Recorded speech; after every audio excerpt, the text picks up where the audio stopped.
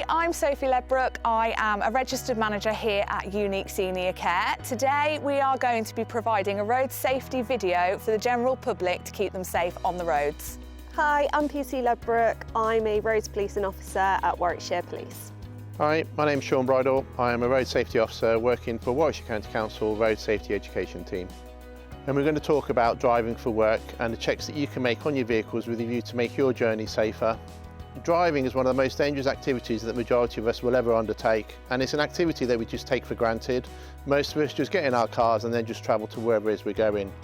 When you are now driving for work, you're up to 50% more likely to be involved in a collision, so it's important that you're aware of the risks and that your vehicle is in tip-top condition, ready for that journey. One of the ways you can make sure that your vehicle's ready for the journey is by completing daily, weekly or monthly checks, and we can do this by using the acronym of POWDER. So POWDER stands for the following. P is for petrol. Now you may say, well, I don't have a petrol car, but if we think of it of the fuel that you're going to be using, be it petrol, diesel or electric charge. O is for the oil in your vehicle. So we'll run through how you can check the oil in your car, make sure that it's fit for the journey. W is for water. Now this is not just only the screen wash to make sure that your screen is clear, because vision is an important part of driving, but also the coolant in your vehicle. D is for damage. Just because you left your vehicle and it was in perfect condition doesn't mean that when you return to it, it could be damaged. So you need to make sure that your vehicle has no protruding parts, no bits of bodywork, and we'll go through that as well. E is for electrics. Now electrics not only covers things like your lights in your vehicle to make sure they're working, but also things like your horn, for example. It's an important part of your safety system and is one that you'll only ever use probably in an emergency situation. So you need to make sure that when you're using it, it's working. And finally, R for rubber. Rubber stands for your tyres, and tyres are one of the most important and crucial parts of your vehicle because it helps maintain you onto the road and not going off it. So the first area we're going to check, make sure your vehicle is fit for the journey, is P, petrol. Now obviously I accept that you may not have a petrol vehicle, it might be a diesel vehicle, it might be electric. So let's think about the P as in your fuel that you need in order to get for your journey. Now you need to make sure that you have sufficient fuel to get where you're going and have sufficient spare should something happen en route. You don't know, there could be a collision, there could be a diversion for whatever reason, and now if you've just got literally 20 miles to do that 20-mile journey and you've now got 30 or 40 miles to do, you are going to run out of fuel. You also need to think about days like today in the winter, it's cold, you know, again, if there's roadworks or if there's a collision or there's a road closure, do you have sufficient fuel in your vehicle with a view to keep yourself warm? Now you may think this is a really simple thing to do, but you'd be surprised the amount of people that run out of fuel every single day. Studies have shown that during 2024, 14% of drivers ran out of fuel. Now, if you put that into context in relation to numbers, with 33 million vehicles on the road, that's an average of just over 4 million vehicles that ran out of fuel during 2024. That's 330,000 vehicles per month simply running out of fuel. The other thing you can do as well is with your fuel, if you look at your fuel gauge, you'll have the symbol for your petrol pump and there'll be an arrow next to that symbol. This indicates to you as to what side your fuel fill-up cap is on. So if you're using a vehicle that you're not accustomed to and you're not sure which side it's on, when you go to the fill-up to the pumps, look where the arrow is pointing and that's where your fill-up cap will be. Okay, so the next stage in our checks will be O, and O stands for oil. Oil is a crucial part of your engine. It makes sure that the metal parts inside your engine are running smoothly, are lubricated and are not rubbing against each other. If you don't have any oil in your vehicle or you lose an oil, it can be a major issue with your engine and it can lead to major repair bills. We'll now show you how you can check your oil on your vehicle. Okay, so first and foremost, you need to make sure that your bonnet's been popped open, and if you have a secure strut, in order to keep it up, make sure that it's securely in place so that your bonnet doesn't drop and you cause you injury. The next thing you need to do is make sure that your engine's had time for the oil to seep back down. So if you've just switched your engine off, you need to leave it a few minutes so that the oil goes back down to the bottom and into the reservoir so you can measure it. When you look at the engine compartment, you will have something like this. Now, they're not always in yellow, sometimes with different colours, but this is your oil filler cap, and it will traditionally have the symbol of an oil can. And then you will have your dipstick. And again, this one here, this is how we check it. So all you need is a piece of paper, tissue, pull the dipstick out, wipe it clean, put it back in, making sure it goes down all the way. And then again, just pull it back out. And now you're looking at the levels, and on your dipstick you will have two little notches, an upper and a lower, and as you can see from this, the oil's towards the upper end, which tells me that I've got plenty of oil within my engine. All you do now is you put the dipstick back in and make sure that it's all the way in and secure, and that's your oil check done. And some of the modern vehicles, they don't always have the same features as some of the older cars out on the roads. So for example, this modern Volvo XC90, it does have the oil filler cap, albeit this one's black, but it's got the oil symbol that we've shown you earlier on, but it doesn't have a dipstick. Now this is because this particular vehicle and the engine has got an electric sensor that tells the computer and therefore tells you on the dash when you need to top up your oil. The next thing we're going to do is check is water, W. Now water stands for your screen wash that you're going to use and with a view to you can see, and also your engine coolant. Now we'll start with the screen wash.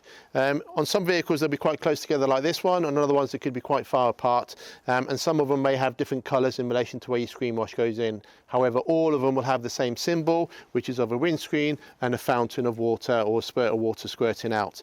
Now you don't have a dipstick with these, and the only way you can physically check is by topping it thing up, because what you don't want to be is in a situation where you go for the water to use your screen wash and now suddenly you've run out. Some vehicles will have a reservoir that contains 1.5 litres. Some of them, the bigger ones, may have reservoirs that contain 3, 4, even 5 litres worth of screen wash. So you don't really ever know how much you've got. So make sure you top it up on a regular basis with screen wash. The screen wash could be different colours. So again, this particular vehicle is tucked away over here to the right. It's got the same symbol, but this time the cap is blue. The second part of the water check is the engine coolant. And this will be within a reservoir that you will be able to see within your engine bay. And the physical way of doing this is literally by looking. Now when you go to check this, don't take the cap off if the engine is warm, because chances are that the coolant's warm and you're going to have steam and hot water going all over you. And if you do want to replace the engine coolant, you can't use simple water because that will just simply boil away and evaporate. So you need to use proper engine coolant. If you're not confident with that and you see that your water levels has dropped, then it's time to take it to a garage and get a qualified mechanic to top it up for you. So the next step in our checks is D, and D stands for damage. And purely and simply, just because you left your vehicle and everything was fine doesn't mean that when you return to it, there's going to be in the same condition. So this is just a physical walk around your vehicle to make sure there's no damage that's been caused to your vehicle whilst you've left it parked. So it could be that somebody's collided with you and you've got a body part that's popping out, or some glass or something else. So you need to check around, and it's a really simple check. The consequences of having something like that is that something sticks out, you're potentially going to injure somebody, you're now driving a vehicle in a dangerous condition, which is something that the police can prosecute you for. The next step in our checks is E, and E stands for the electrics within your vehicle. Now most commonly it's going to refer to your lights on your vehicle, both front and back, but also your horn on your vehicle. Horn you're probably going to use in an emergency situation, so you need to make sure that it's working, and the last thing you want to do is go to use your horn and find out that it's not working. So how you go about it is you'll need to put your engine on, and then you go through, so you'd put your headlights on, you'd put them on dipped beam, and then full beam. You'd put your indicators on, again each one individually at a time.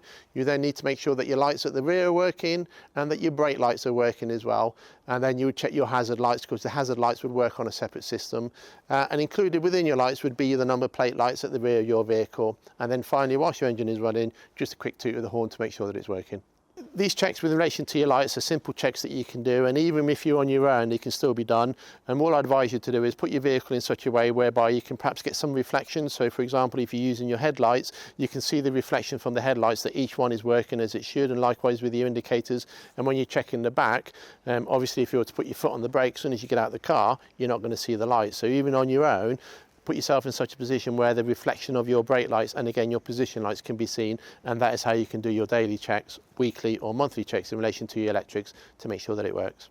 From my perspective as a member of public, what would happen if I was driving around after the hours of dark with no headlights working, or just one headlight working?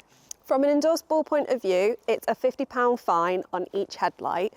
So 30 minutes before sunset and 30 minutes before sunrise is your dark period, and you need all of your lights working. This includes the front and the back.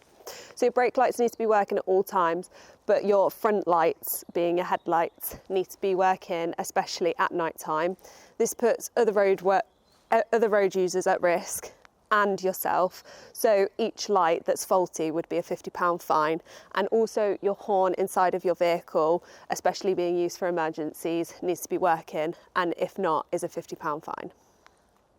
So again, would I get points as that on my licence as well? So if I didn't have a headlight working, you've said that there's a fine, but would there be any points on my licence? No, there wouldn't be any points on your licence. It's £50 fine and it's a non-endorsable, so no points on your licence.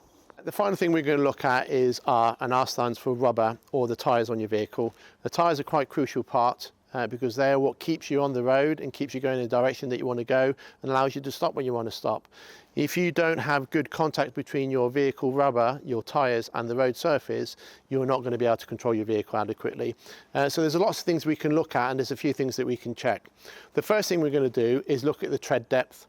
Now the tread depth on cars and vehicles up to 3.5 tonnes in weight, so your cars, is 1.6 mil. Road safety advisors like myself would advise you to change them at 3 mil.